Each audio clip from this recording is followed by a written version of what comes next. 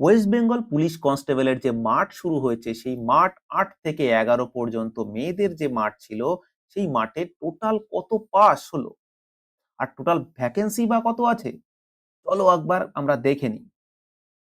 WBP constable মেয়েদের total pass ৪,১৮৬ আমাদের এখনো পর্যন্ত যা সূত্রের মারফত খবর।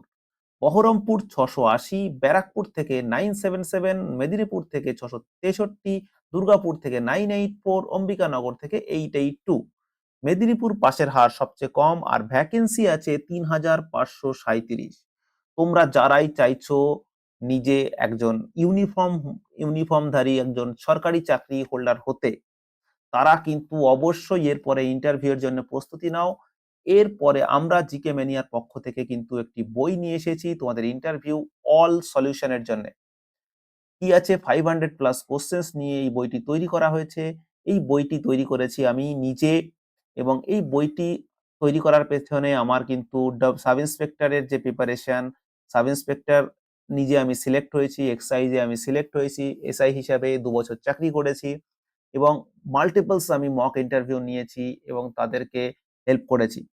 তো এর জন্য তোমরা কিন্তু এই বইটি নিতে পারো এবং এই বইটি নেওয়ার জন্য তোমরা যোগাযোগ করতে পারো এই নাম্বারে। ওকে।